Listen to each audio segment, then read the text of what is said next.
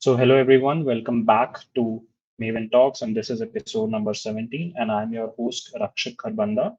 And today we have amongst us Ms Sanna Nazir, who is customer engineer at Microsoft, and she recently completed her studies as doing her masters of IT and IT management from University of Sydney, Australia.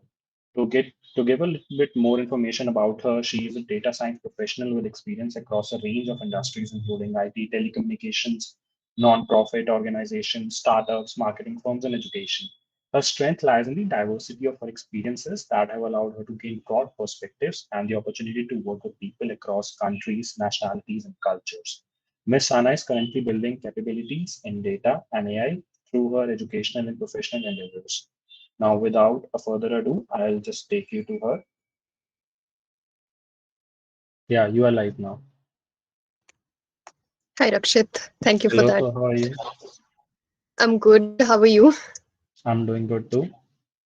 Thank you for the Yeah, introduction. thank you very much. So, how about we start with your early years? Like, how was Sana back in school? And at that point in time, what fascinated about you about becoming an engineer? That's a way back question. Okay, Sana in school was a very quiet, studious person. I think I was always the kind of person that used to run after marks and wanted to be among the toppers in the class and all of that kind of stuff. And I was also a very quiet and shy person. I never really talked to many people. I was not a social person. I always used to keep to myself. I had very few friends, which is not a good thing, but yeah, that is who I was. And I think at that time I wanted to become someone in science. I didn't know that something like an engineer existed, but I knew that science was where my interests lied. And I think I started off with imagining being a scientist, and then that kind of morphed into the engineering path. And I still imagine becoming a scientist or having some sort of research contributions in the future, but let's see where the future takes me. Oh, that's great. And you did your BTech in Electronics and Communication from Guru Gobind Singh Indraprastha University. Hmm. So, were you in Electronics and Communication by chance or by choice? And this is a question that I'm asking is because people usually come to college searching for IT and CSE. I went for electronics only, so I didn't even fill for IT Mm. and CSE. What? How did that went by you?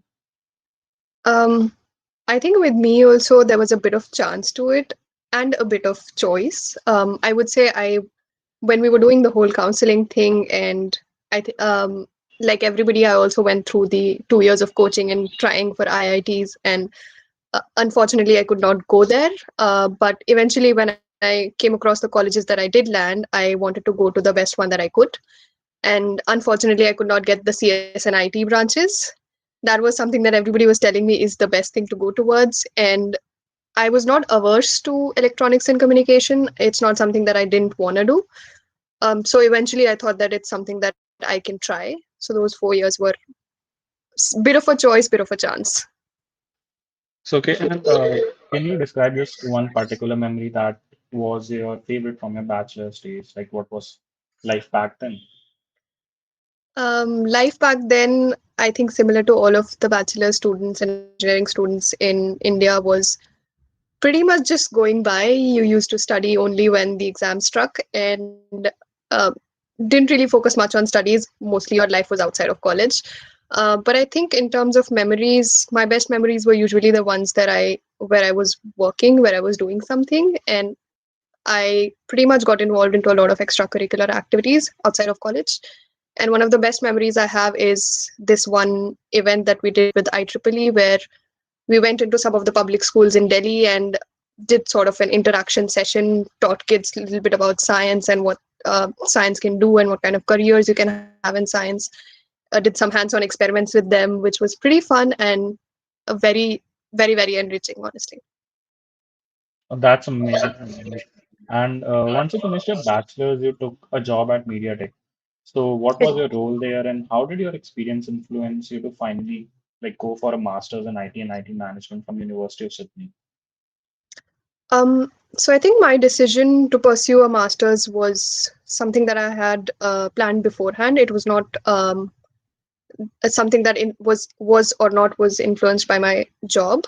When I did take the job, my primary concern at that time was to become a little independent, have some sort of financial backing for myself, and that is something I've always wanted to do. And I also wanted to invest my own money into the whole entire process of applications because, as you know, it's a huge process and it's an expensive one for us in India as well. So I think I also wanted to gain some experience and see if I would actually like the field of electronics and telecommunication. So I tried my hand at it, and I realized that it was not something I passionately felt about and wanted to continue with. So I think, yeah, that was kind of my 1 year at MediaTek. It was a very nice job. I met some very nice people. I gained a lot of knowledge, something that I had studied at university in my bachelor's, but not really thought about, not really applied. And MediaTek was the chance to apply that, and I think that was a fun year for me as well. Great. And what made you incline towards the management degree eventually? Because people either go for a master's in something that's pure STEM based, or they shift to management. So, what was your, I would say, calling towards the management degree? I think with me, I've always been the kind of person that wants to do both things. I wouldn't say that I'm a huge techie, and I wouldn't also say that I'm a huge management person, but I like to keep a bit of both on the side. And that degree with Master of IT and IT Management was a very suitable one in that sense because it had a mix of all of the data science and machine learning that I wanted to do alongside bit of the business aspect of things as well, which was a good combination for me. And there were many other aspects when I was going through the whole application process, the kind of colleges I landed, the kind of courses I landed, and the kind of countries I landed into. So there was a mix of factors that went into making that decision. But yeah, I think personally, I've always been the kind of person that wants to do a bit of both. Okay. And what all countries did you shortlist for doing your master's? I think I applied to quite a few countries. The United States, of course. I applied to a couple colleges in Canada. I remember Ireland and Australia. Okay. And like, how did you search for the right university and right course? What were the parameters for selecting a university? I think there was a lot of research that I did for that. Honestly, months of research that I did for that. And it was similar to this kind of thing, attending all of these webinars, sessions online that I could hear from people about their own experiences. That led me to a bunch of resources, something like yocket.com, which turned out to be a very useful resource for looking for colleges and shortlisting colleges.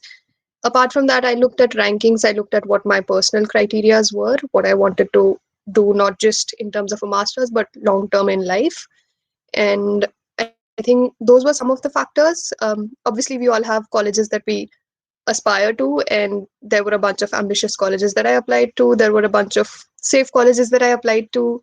Um, and for Europe and Ireland and all of these places, I attended a lot of events that used to happen in Delhi, sort of these education expos and stuff like that. And those were a couple leads that I came across from there. Even for Australia, there was this education expo that happened, and I came across a consultant, and she eventually helped me narrow down my options. But with US and Canada, that entire process was my own research. Okay. And like, apart from talking to a consultant, did you seek any other outside help in terms of drafting your SOPs or your CV? No, actually not. Even with Australia or talking to the consultant, all she did give me was the name of the universities that I could potentially go to. Um, Apart from that, I didn't take any external help. I wrote all of my material by myself. I studied for all of my exams by myself. That was all me.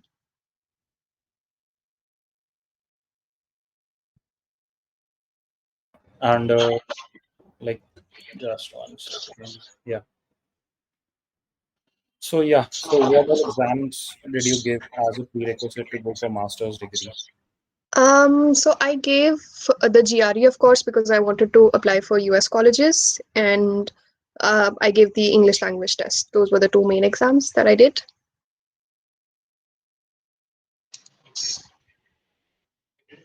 I'm sorry, I can't hear you.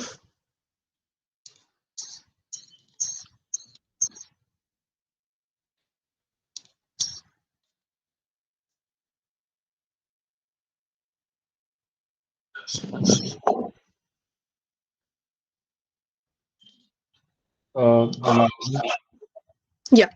Yeah, I guess there was some issue with the mic. Yeah, it's fine now. And most importantly, like, how did you prepare for these exams? Um, with the English language test, that was mostly no preparation. It was just I think I did the IELTS. So they sent through a book when you book it, and you just sift through the book a little. I did a couple mock tests for it. That was it. But for the GRE, I did study for a few months, and most of it was based off of um, books again. I'm a huge book person, and I bought the 5LB. There were a couple other resources, couple other books that I completely followed. I mostly completed all of them. I did read through all of the material. I especially the verbal section, which is kind of weak for us engineers, but um, yeah, it was mostly just books, and then I did a bunch of online mock tests for that, including Okay, the one that and ETS gives you. so what all universities did you eventually went applying for? Did you apply for, and from what all did you get response back about getting into them? I applied to a lot of universities, and I think with Ireland and Canada, both I was not very lucky. Both places I did not get into any college. With Australia, I got into a few University of Sydney, University of Melbourne. There was RMIT, UQ, University of Queensland. Sorry, and with the US, again, I applied to quite a few colleges and got into a few, including Arizona State University, Colorado State University. Um, there was I think UIC, Illinois, and Triple IT Chicago. There was also USC, and finally the big badge that I got, which was Harvard. So yeah, like uh, once you told me, I had a lot of people ask me that question. Like, so it Yeah, basically that's brings kind me of a around to, topic everybody likes yeah, to know about. yeah. So what was the reason for not going to Harvard? Okay, I think let me start by saying Harvard has been my dream university since I was a kid. Uh, since the time I knew that I wanted to do something in science, I dreamt about Harvard as well, and I was very fortunate to get in. I think that year, but when I finally got in, and when everything happened, when that dream phase went away, reality kind of set in, and there were a lot of other things that I needed to think about. I think my personal circumstances at that time were not feasible towards going for Harvard because it is a very expensive college, and I think that was one of the major factors that deviated me from it. Because even though I could take a loan and there were many options, but I honestly did not want to put that much pressure on my family as well as on myself. um, I wanted to do the master's degree for a long term future, not just for those 2 years. And I thought that um, the kind of learning or education that I want, I could get from other places at that time as well. And even though it was a huge brand and I really, really wanted to go, I honestly, I didn't even reject them. I just let the deadline pass me by, and I knew what date the deadline was going to be, and I had to give them an answer, and I just did not reply. And I didn't have the guts to actually say no to them. But I think there was just a bunch of different reasons, including the money as well as I wanted a long term future. And at that time, US was in a very tumultuous state, and they didn't have the possibility of a long term future for people. And I think that was one of the major reasons I chose Australia as well, because there's a hope for a future here, and that is the kind of life that I wanted. My long term goals were bigger than just the masters, so that was one of the reasons. I think one of the major reasons I deviated from Harvard. There's a lot to the story, but yeah, I think that's enough. Yeah, like first of all, everyone must have dreamt of Harvard at least once, like for like Harvard or Stanford. But like first having the guts to, Honestly, I applied on a whim. I didn't even think about it. It was complete whim, and I the only reason I applied was because I thought I can at least think to myself that I applied to Harvard, and I'll just pour my heart out to them. Somehow they liked it, I guess. But yeah, it's a good feeling to know that I was that close. yeah, like but like I said, hats off for that because most of us are not even able to apply, and like you had that amount of self-belief and self-confidence that you just went for it. Yes. And like icing on the cake, yeah, you got it. So like uh, that's something that makes you believe in yourself that okay, I can achieve anything. It Yeah. doesn't matter where you are or what you are doing. I think that So was the one day in my life that I believed that, yeah, I can do things. Since that day, it has gone away as well. But yeah, that was the one day that I felt like, yeah, maybe I can do things in life. like you could do anything in life. Maybe. And how's your experience been at University of Sydney and It, Australia like as an Indian student? I think people often neglect Australia probably as a study destination. Maybe just because there are not um, many huge brand names here, but I think personally for me, the experience has been very nice and very enriching. I've had the opportunity to start working from just a couple months into college and um, have had a honestly a very good life here. And even the study experience has been good, except of course I was going through the whole COVID period and the entire world was going through the COVID period, so there were a lot of disruptions in the whole master's experience. My first semester was the only one that was a normal semester, and apart from that, I think it has all been very disrupted. Even our graduation ceremony right now is like in hanging in the balance. We might not get one. I think there's more probability that we will not get one. We might just get our degrees right away. And I think because of that, a lot of things got disrupted. But overall, if I just base it off of my first semester, it was a pretty fun experience, definitely. And I wouldn't say that the learning or any sort of knowledge or education is any less than any other college. It has been at par. There's very good professors, very good research, very good opportunities here in Australia and in my college as well.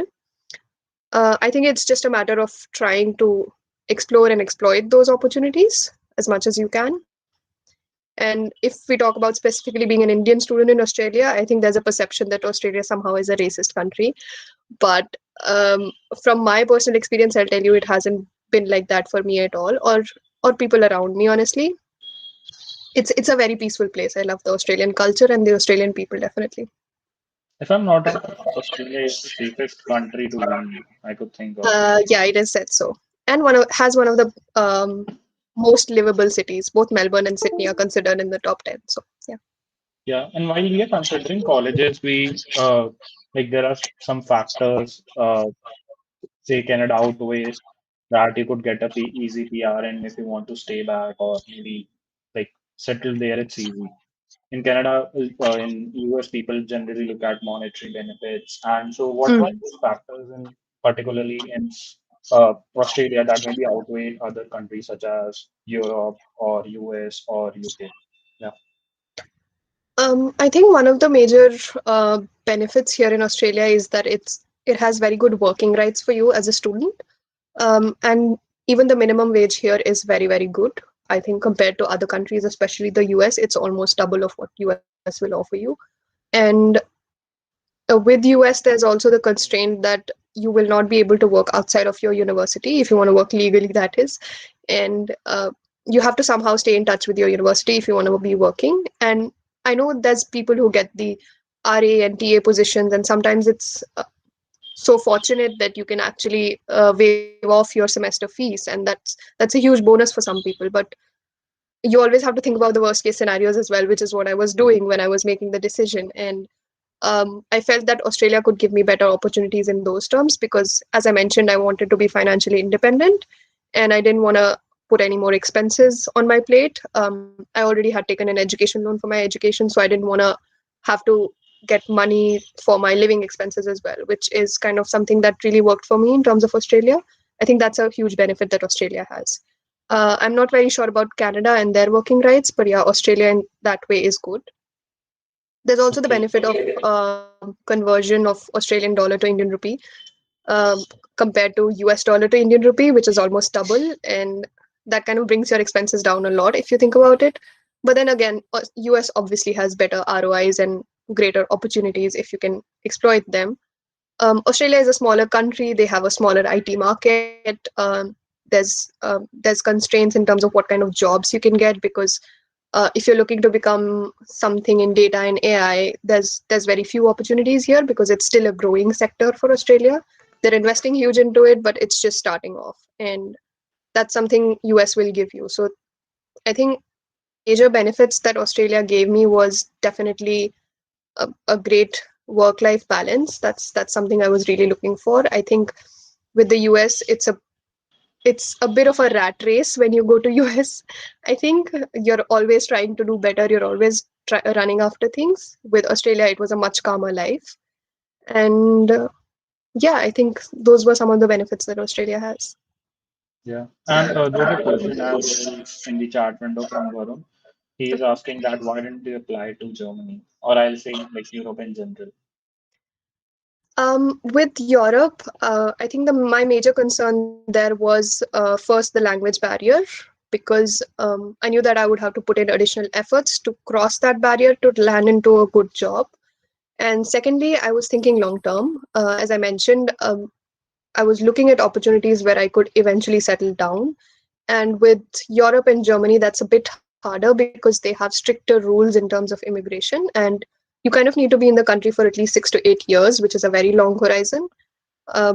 Compared to Australia and Canada, there's a point system. It doesn't matter how long you've lived in the country, or even if you have lived in the country, they have an immigration system that's, um, I would say, easier in that way.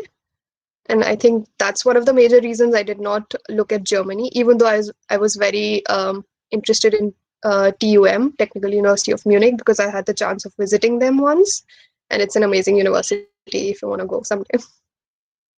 Yeah, sure. Like for others as well, if you have any questions, like do feel free to write them in the chat window and we'll answer those as well. Next, what I want to know is what was the cost of living in Australia? Like, I know that it was comparatively lower as compared to the US, but in terms of monthly expenses, your rent, etc., how was it?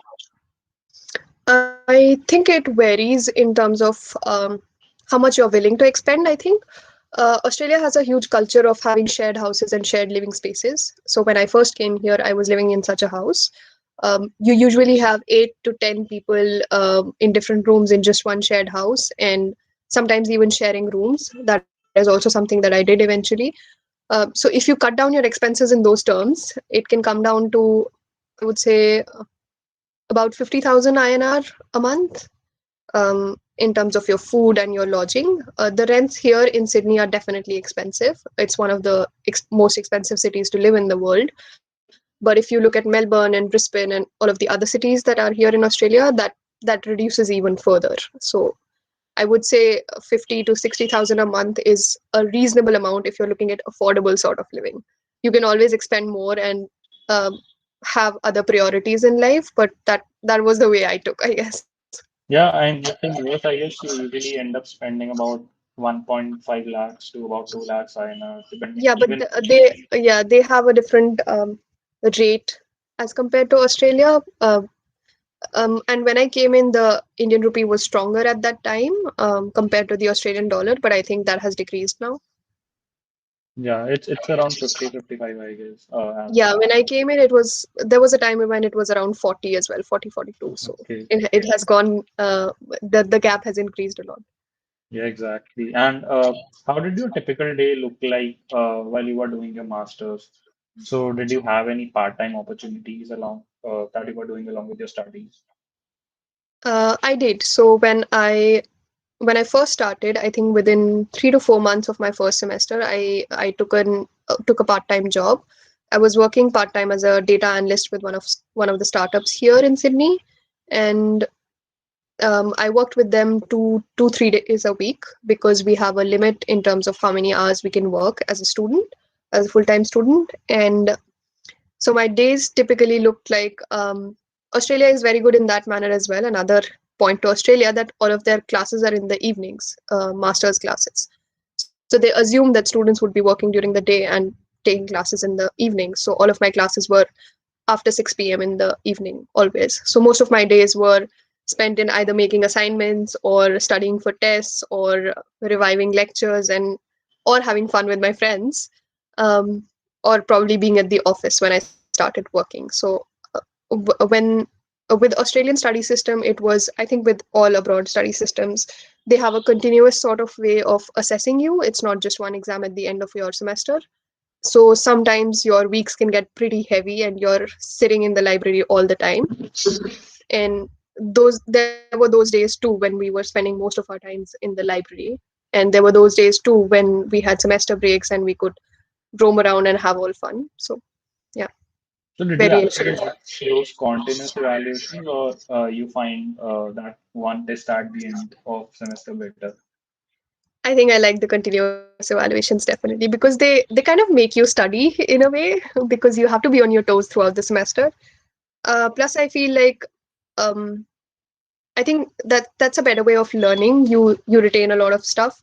If I'm being honest, I did not study anything in my bachelor's. It was quite just studying towards the exams and studying one night before the exam and just going through the exams. And I think in terms of my master's, there was a lot of better knowledge gaining because they had designed their education system in a way that you wanted to study and you kept studying because you wanted to score well. I think that's one of the good things. I actually liked the continuous assessments. Yeah, like in But coming then I'm to also a very studious person, so I don't know. It could be different okay, for people. yeah, like coming on to the education system as well, it's obviously very different from what we have in India. But for like just the gist of it, like how does it vary? Like I know it's different, but to maybe put it in broad terms, like because as compared to India, like the education system has been outdated, and it's true. I haven't been able to grasp much being in my engineering degree, which I can say openly. So, because like the way we don't actually know how to learn things, how to understand things, and when you are just shifting from one education system to other, you also need to unlearn a lot of things. Mm. So, how did that beginning look like for you? I think we were fortunate that we got to do our first semester physically because that was the time when we actually adjusted to the whole change and actually understood how we need to study and how we need to score well, what kind of things work here for this education system. And there's a lot of difference in terms of what we do in India and what we do in Australia. I can't say for other countries. I think with the biggest difference that there is that there's a lot of hands-on stuff that happens here, and everything they teach you is very relevant, very up to date. It's not something that you learn that was there in the past. You, for instance, for one of my cloud computing classes, we were taught AWS and we were actually made to work on AWS. It was not just something that we we were taught in books or in theory, or we were told that there is something that is an extension of cloud computing and this is the product that they have. It's called AWS, but we were actually made to work hands-on on it. And a, a large amount of focus is placed on that hands-on stuff. It's not just about reading, it's not just about your exams. And even in your exams, you can only ace well if you do that hands-on stuff because it's all very implementation based. All of your technical courses will be implementation focused, and they might have the background. For example, in my machine learning classes, they had a lot of mathematics involved and understanding of how the whole ML system works based on that mathematics. But then there were also portions. There's a separate lab where you have to do those hands-on stuff as well. And so it's a mix and match of both of those things, and I think that is something that was not there in India, or maybe we as students just didn't focus that much on it. I wouldn't put all the blame on the system, but Okay. I think we didn't really focus that much on it as well in India. But yeah, things here are very up to date, very current, and very hands on. Okay. And how was the whole thing distributed in terms of like theory and practical? So it was right in the middle, like 50, or it was maybe more theory or less practical, or how was it distributed? I think you could say it's 50-50 because we had almost equal marks for our assignments and for all of the code files and all of the implementations that we did, and almost equal marks for the theory part. And it was not like your exam will not question you on the practical stuff, or your exam will only have theory in it. Your exam also had those implementation questions and things that you would only realize or get to know once you're actually working on those tools and technologies. So I would say that it's a fairly equal balance of both the two. Okay, and more importantly, how does that vary when you are in your final semester writing your thesis? Because whenever I uh, see what exactly thesis is, it sounds more like research based. So Hmm. even though not being from a research based background, I still get confused. Like, how would I go through that whole thesis or whole that semester because I'm not much into research. So how Yeah, does I that work? think so. It depends on what kind of masters you pursue and what options they have for you in those masters. I think you might know that there's a bit of a distinction in terms of going for a professional masters or a research oriented masters. The one that I did was a coursework oriented one. But then, even within that coursework oriented one, I got the opportunity to take a research pathway instead of a professional pathway. And that kind of worked for me. That was something that I wanted to do. So I took that. But there were also options to just go for a simple project in an industry project or something that we call the Capstone project. Um, in terms of it being very research heavy, that completely depends on your university and your degree, what kind of course you've taken up. um, I think a good way to judge that is before you apply for a degree or before you apply for a college or a master's. You can always go through the sort of the curriculum they have, and that curriculum will tell you how significant that thesis is to your master's and how significantly you'll have to go into research or project work. I know that my friends who did the capstone projects, they had to write some reports for their projects, but it was not very research heavy. It was mostly implementation heavy. And the project that I did in terms of a research project, I did have to write sort of a 50-page report on it, sort of like a thesis, do my whole background literature, evaluation, and all of that stuff. I did have implementation associated to it. I wrote all of the programs that I had to, but it was quite research heavy as well. I did have to write a thesis for it. Um, but my friends who did the same degree but with the professional pathway, they didn't have to do any sort of stuff. They mostly had to just reports that we usually do, sort of technical reports on the project. So it completely depends on the kind of course you take and what pathway you take. And once you were graduated, how easy or difficult was it to get a job in Australia, like the whole job hunting prospect of it? Okay, that's again a very subjective question, and it completely varies on. There's a lot of factors that go into it, honestly. And I think with Australia, one of the major things that was taking place here at that time was COVID, and um, that kind of affected a lot of jobs and economy as well. And I think it was easier for us. It was a little harder for the people who graduated a semester before us because that was right in the middle of COVID, and it took them a little longer to probably look for jobs and land jobs than it did for my batch. And I think again it depends on a lot of stuff. Australian job market is, I wouldn't say it's bad, it's very good, especially in Sydney and Melbourne, these being the hubs. The startup scene here is very good. You can land into a lot of good startup companies that are doing some very revolutionary work, honestly. And in terms of some of the big firms, some of the big names, they also have a lot of presence here. But the kind of roles that you might land here are a bit different than what you might land in the US or in India because they are more development focused or more research focused than what we have here in Australia. But I think the major thing here that kind of becomes a hurdle for some people is that you need to have Australian experience before you can actually get into the market. And doing that is a little bit difficult because you come from an external background, and how do you actually get an Australian experience before getting a job? So most people here try and do internships and all of that kind of stuff during their college years. And again, that's competitive, but it's not unachievable. And there's also the culture of having job agencies. So there's a lot of recruitment firms here who take in candidates and help you land a job. That's also one way. And your universities have a lot of career fairs where a lot of employers come in. You can talk to them, and that's one way. So there's a lot of different ways you can get jobs here in Australia. The job market is pretty welcoming as well, especially for IT, because they are building their capabilities in data, AI, and all of this stuff at the moment. And IT is one of the sectors that they are hugely investing into. So they have a lot of job market here. So it's dependent on a lot of different factors. I honestly can't tell you that there's a one short way to get a job. Okay. And finally, like now since you are in Microsoft as a customer engineer, I have to ask that how is it working at Microsoft? Oh, it's amazing. I think landing that job was one of the things that helped me validate my decision about Harvard. That even though I did not take that opportunity when it came my way, I eventually am in a good place in my career right now.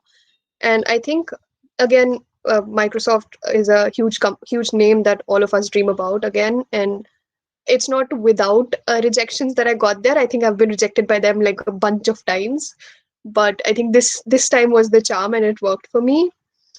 And it's been amazing. I've been there a couple months now. I think I started in August, and it's everything that I wanted it to be, honestly. Yeah, that's amazing. And like my last question for the day is, if you had to do it all over again, is there anything you'd like to change? Anything that I would like to change? I think I would just the only thing I would like to change is the amount of agony I had over making that decision of where I would go, because I think in the end what matters is you get a good education, you create a good life for yourself, and you land in a place where you're comfortable, where you're mentally healthy, where you're working for yourself. I think uh, going through that whole process again of applications, which college I should go to, which place I should go to. Um, I think the amount of effort and energy and mental strength I put into it, I could have gotten by without putting that much as well. Apart from that, I would do it all over again, definitely. Anything that you would like to add at the end? Um, Not really sure what I should add. I mean, this is the first time I've been in this situation where I am the person talking and people are listening to me, and it's kind of very new and very weird for me because in my college I remember inviting people to come and speak to students and have these events where they could come and help people out with all of these things, and to be in a reverse role is a little weird for me. But I think only thing I can say is that if anybody wants to reach out, needs any help, I'm always there to help. You can find me on LinkedIn and just drop me a message, and I'd be happy to help and guide you, because I know that's a very important factor. And I had some key people in my life, key mentors in my life who helped me get to where I am. I think that's something I would like to pay back. Yeah, so like I'll add your LinkedIn ID in the description as well. Okay, So sure. first of all, like thank you very much for joining during this. Thank you, Rakshan. It was a wonderful afternoon talking to you, and we really loved talking to you as well. And thanks to all the Thank people you. who joined today as well. Thank you so much. Thank you for inviting me. Yeah. So with that, like let's wish goodbye to everyone. Okay, thank you. Bye, everyone.